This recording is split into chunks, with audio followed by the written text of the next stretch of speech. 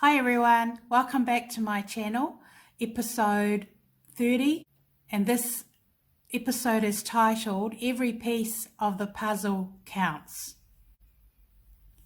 Now, why this evidence is irrelevant to my historical court case, it's because there are a lot of things that happened at this period of time that were very, very dangerous and hostile. And at that point of time of my journey, it was beyond dangerous for me. It was a very dangerous set of circumstance within the workplace, and yeah, even going into the public. Okay, rewinding back, I am a single parent, and I'm rewinding back to 2008. I am a single parent, working full-time, as already mentioned in my other videos, but I'm taking you back to this scene of what actually happened at this time of my journey. Now in 2008, because of my youngest son, I wanted to be involved in his life at this time of his life. He was hitting teenage years, and any parent that's a teenager, that has teenagers, know how very, very difficult it is for teenagers, or having a teenager when they hit teenage years. But this child is my youngest son. My main concern for me as a single parent was to make sure that my children, or my youngest son, was in the hanging out with the right people. It was important for me to make sure that he was making right decisions, being his teenage years. I worried about him getting involved in the wrong crowd and just going down the wrong path. And when you're a single parent and you have to do it all, the decisions that I made for myself and my family at this point of time was really, really, really, really important. So I had this really very important, prominent job at this time, and I also had other public commitments that was going on in my life at this time. But being a single parent, my first priority has always been the best interest of my family and my children at this point. So my 14-year-old decides to join a hip-hop group, and even though I didn't want him to join it, he was going to join it anyway. But at this time, I felt it was something that he was interested in and was keeping him busy.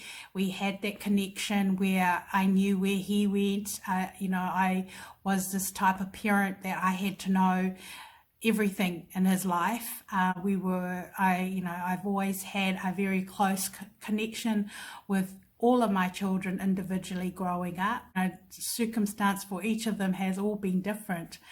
But this is, being the youngest one, and because of him, joined a hip hop group in the school that, some kids from school, and they all joined together, and he was involved in it. And it was quite obvious he was good and he enjoyed what he was doing. And, he tried to convince me, oh, the kids are okay, Mum. Even though he tried to convince me verbally he was fine and all the rest of it, it wasn't good enough for me as a parent. So I decided that I would get involved in what he did. So, and that's why I ended up being involved in this, hip-hop group at this time. It was basically just so I could get to know that who the people he hung out with at the time, and those were my reasons at this time.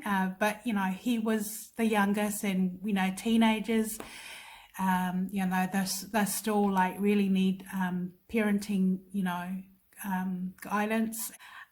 So it was really important for me that he didn't make decisions or end up with a crowd that would lead him astray down the wrong path. And when I mean wrong path, I meant I didn't want him to get involved in drugs or alcohol or drinking or anything like that. So I, as his parent, custody of him, as his parent, I got involved, even though it wasn't my scene anymore. I was familiar with everything that he was in, because I've had, a bit of experience myself as a teenager. But I wanted to get involved in even the music, like, oh my gosh.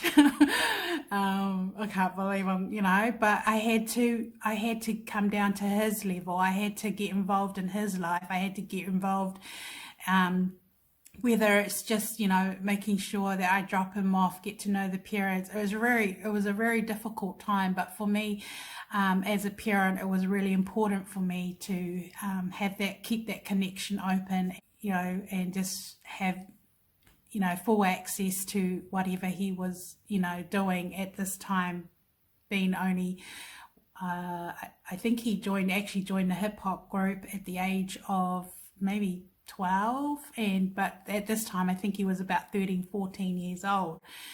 Now, as time went on, I just went along with it, just as a parent.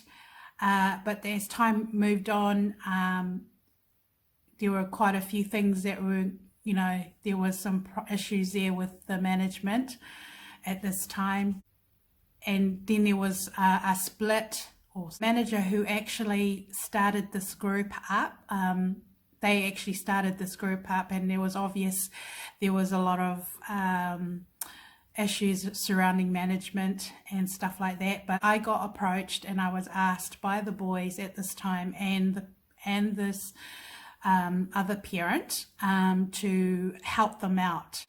I'm not one of these people who rush into things and, make decisions on the spot. I don't really like doing that kind of thing. I like to, depending what it is, I like to, sleep on it, think about it, and sleep on it in the morning, and then I'll make my decision whether I'm going to do something or not. So I was approached by the adults, the other parents, and this other manager, to help them out and to come on board as a manager. At this time, my boys were all involved, like all getting involved with the kids, and they did quite well. They went away, I think, in 2009, and they did pretty well overseas. And I've actually watched them myself, and they were, pretty good. As teenagers, because they did their own moves and their own music, and I was pretty impressed. Focusing on my reason why I ended up joining was because basically I wanted to have a foot into my son's life, and at this time this is what interested him, and this is what was keeping him occupied and out of mischief. So it was important for me to know where he was, when he was coming home, and there was a lot of issues around it where I tried to put my foot down, but you can only do your best. Considering the circumstances, regardless, I got involved. Was a decision I made, and they asked me to take over or help out with the management role. So at this time, even my sons, they were young themselves. Even they were like, "Oh, come on, Mum, help them out." Because of that, I said, "Yeah, I will. I'll help them out." So I got basically really involved. It was a voluntary job. Nobody paid me nothing. But it was another commitment on top of my other commitments that I had at my, with my occupation, and other commitments that I had at that time in my private life. So here I am. I've taken on this commitment, and so I had a full-time job at this time, and the other manager was basically responsible for running the group, making sure they did their practices, and she picking them up. And the boys got involved in quite a few competitions, and I would go to these competitions and to support them. And yeah, I was pretty impressed. They did really well, and I saw the potential of these boys actually really, doing really well, like, nationally or internationally at this time. This is like going on to 2000, like 2008, December 2008 I joined, and then I'm going on to, leading up to 2010. Okay. So by about 2009, I'm basically fully involved. I'm a lot more involved. Like, I was doing my full-time occupation, then I was doing, putting in my spare time with this hip hop group at this time. This is during 2009, and getting involved where I could, and turning out to practices and stuff like that. Then I decided that I would do the admin side, the office side, because they asked me to sort of take care of that, and so I thought I would do that. But then I had an idea. I looked up the legal side, and I thought anything to do with money, I didn't want anything to backfire on me, knowing the dangers around if you don't do your tax properly and stuff like that. I didn't want anything to bounce back on me as a manager, and it was a voluntary, at that time it was just voluntary. It was something that I volunteered to do and agreed to do. So but in saying that, I knew that the boys were pretty good at what they were doing, and they would need funding to get themselves to be able to achieve their goals and make it to, like, to the competitions and stuff like that. And they would require a lot of funding to be able to operate and pay for all the expenses that goes along with being a successful hip-hop group. So it was a hip-hop group of about, oh my goodness, I'm just trying to think, I think 8. They all range from about ages 13 upwards. They were teenagers. So at this time, I sort of like looked in the legal system, see what I could do to help them to get some funding. And I decided to turn the group into a non-profit organization. And I decided to do this because the boys actually were that good, and they actually fell in the category of representing their country, and they fit all that category. I seek some money for funding. So I decided to legalize the actual group myself. Now, being a non-profit organization, you don't really get any profit out of it, but the money, the funding that you get, it is taxpayers' money, and it is special funding to help fund, special stuff like representing your country. It's public funding money. So I decided to legalize the group, and for the purpose of knowing in advance how good the boys were. So this is going back in 2009. And so I did all the legal documentations, I did all the research, I legalized the actual group so they can eventually get some funding. So I didn't hire a lawyer because I didn't need to.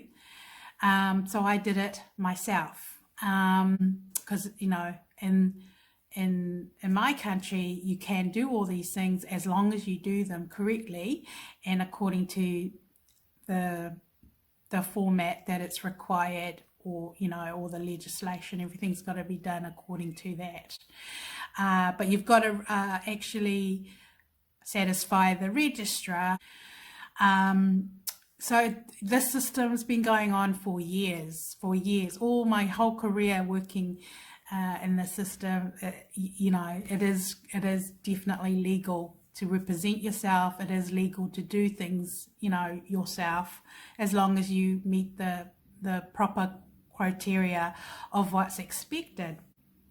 So out of the kindness of my heart and out of my own initiative and my own idea, I legalized this hip hop group.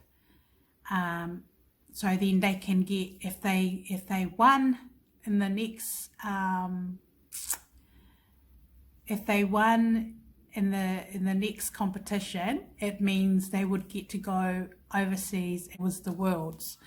They made it through the nationals. They came first, and yeah, they were very, very good. But before that, I actually legalized the group before they actually came first in national. I already knew that they were that good. So I did this so then if they got to national and made it in, then I'll be able to apply and get help. So the reason why this piece of evidence is important is because it had a lot to do with what I was going through as far as cyberbullying was concerned. I had done everything correctly. According to the legislation, it got past the whole, you know, legal system properly. It got a register stamp. But then, unfortunately, you know, business goes wrong. Now, the other business partner she was a single mother, and she had 6 children, and yeah, so she was actually on the benefit at this time, and so she, you know, common sense, she wouldn't have a clue of, as far as the legal terminology stuff, of what to do. That was my own idea, my own initiative. I gave a lot of time, you know, put a lot of time into the admin side, and I legalized the group, making myself as the CEO of the group and her as a second manager. But we both had to sort of like to do everything together. You know, I did all this because I wanted to protect myself, my taxes and stuff like that. I didn't want to be overpaid. I didn't want to be receiving any money that I know I wasn't, you know, you're not entitled to. And if I was making sure that I paid the taxes. So I decided I would do all the admin. I was actually responsible with all the admin stuff of the case, of the actual group. So that's what I did behind the scene. So I even got an accountant. I even had all that set up.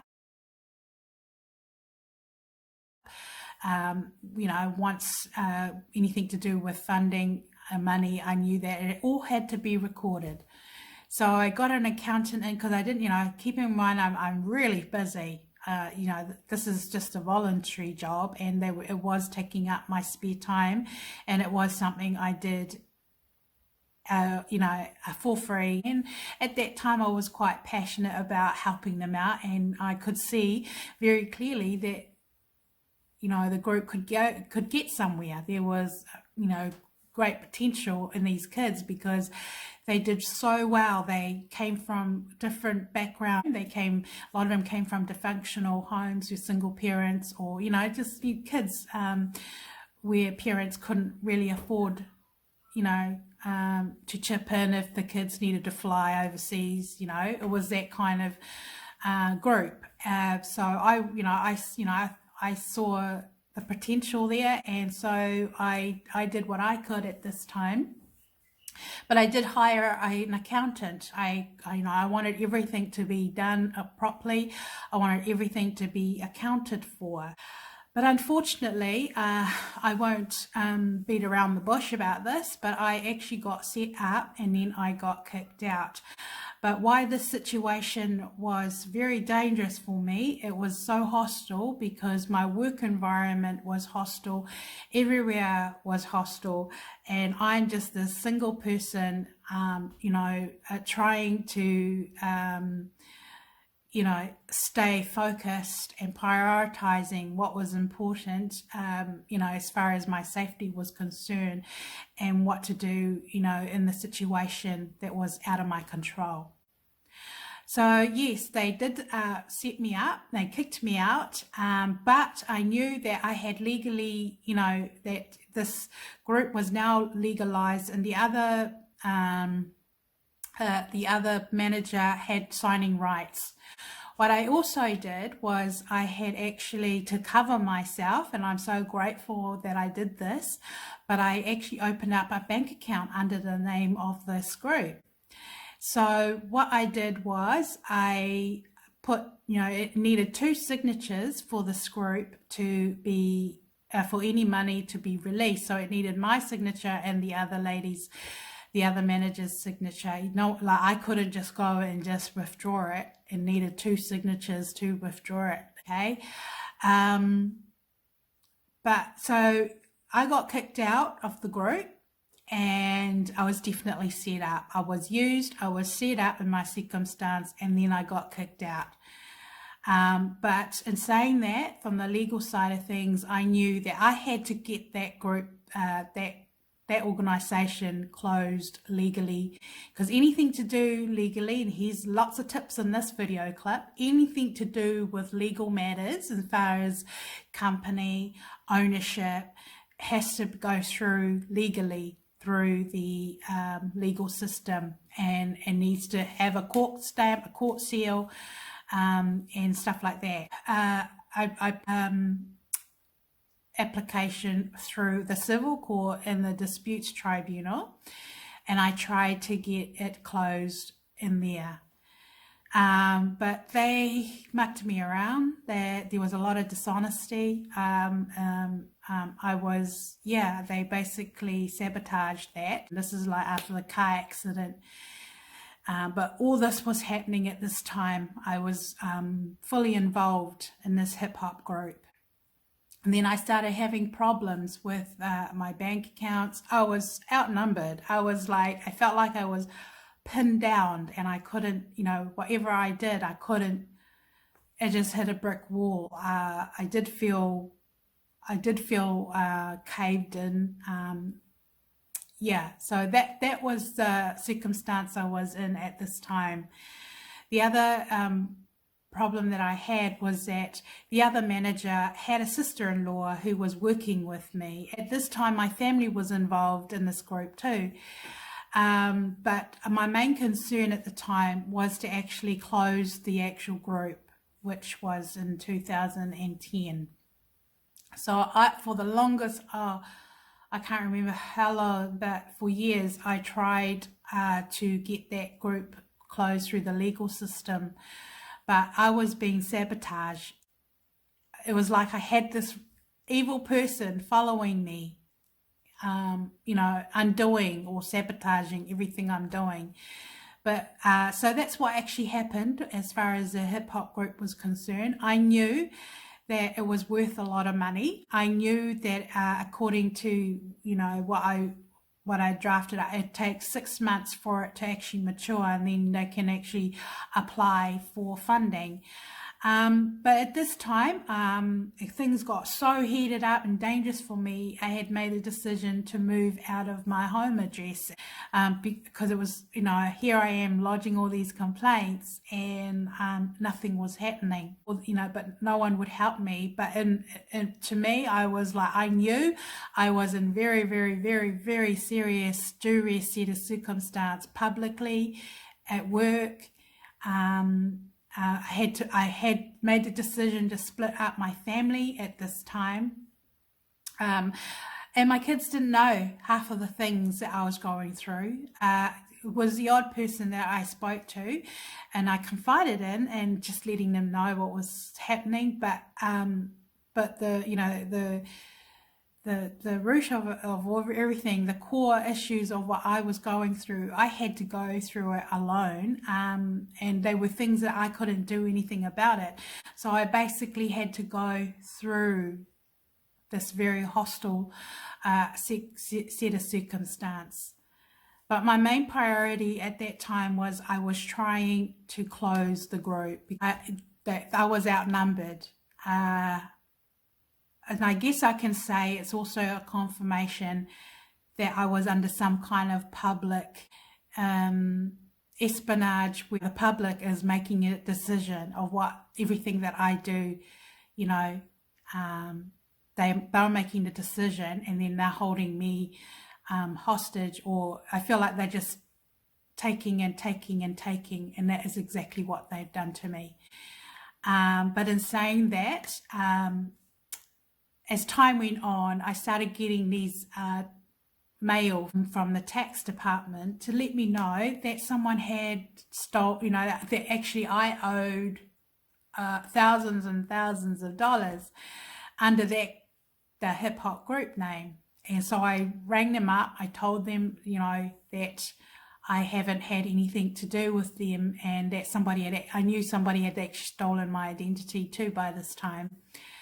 And so that's why I lodged all these complaints with the police. And but yeah, so at this time, it was a very hostile situation for me. Everybody knew about this hip hop group, but looking back now, I can clearly see what has happened to me while I am trying to get,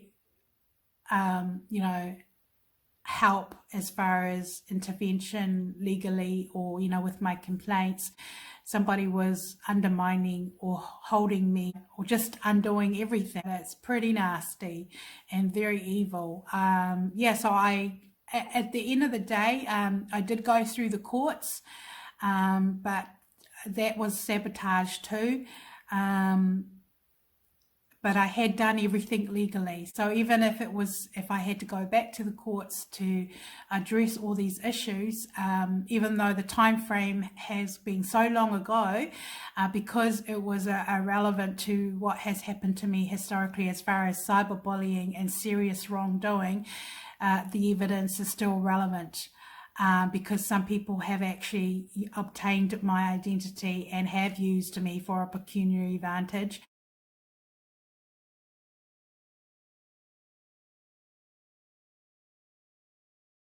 These legal documents are still, evidence of proof that what actually happened. Because at this time, why this incident was very important to me at this time was because link with the actual car accident, and I had gone into business with this other lady.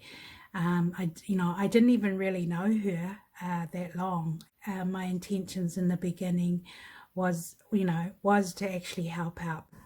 So this all took place before the actual big competition that took place in the beginning of 2000 or 2010, where they actually entered a competition and they came first at the national, which made them qualify to go to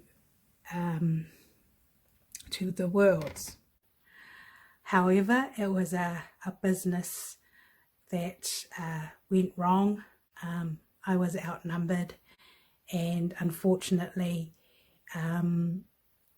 this is the period of time in my life at this time that it was very hostile and very dangerous. So I guess why this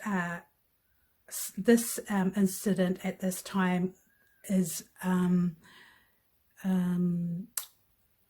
really important, because of all the suspects and everything that had happened at this time. And it's also proof that I was subject to cyberbullying out of my control. At this time, I was definitely outnumbered. But regardless, I did take all the right steps legally to cover myself. Historically, if anything happened to me, all these sort of things will take into consideration, regardless how long ago it was, because they fall under serious criminal indictable offences. Unfortunately, I was used and set up, and at this time my identity was stolen, and I had all the issues with my bank accounts. And it was very clear that the other manager had help from whoever. I was working with people that knew her within the workplace, but I'd say it was more of a corporate thing. It wasn't just a one organization involvement. It had a lot to do with, yeah, everything legally. So everyone becomes a co-offender in this case. But in saying that, I did cover my tracks. So in this actual episode, you'll get lots of good tips on how to protect yourself if you decide to go into business with someone. Yeah, but it was a very difficult, awkward time for me because of my occupation. But regardless, it was an unsafe set of circumstance for me, and every decision that I'd made at that point of time was vital to my survival. My priority was to protect my family. But there is sufficient legal evidence to prove, even though some of it they have deleted it, the laws have been changing quite dramatically. And they're changing their laws to cater for micromanaging where the victims, there's a massive loss, and anything could happen, and then there's no evidence. But because I've been consistent with my own personal profile, there is sufficient evidence to go back and clear my name and clear myself of any serious things that I've been accused of. But yeah, so hope you enjoy the next video clip. It will be on just, you know, documentations of what actually happened. I'm not really disclosing the names of anyone on it, but just if you write it, you'll be able to tell, you know, as evidence that I did do what I said I did. And even if it's been deleted, there is sufficient evidence to prove that it did exist.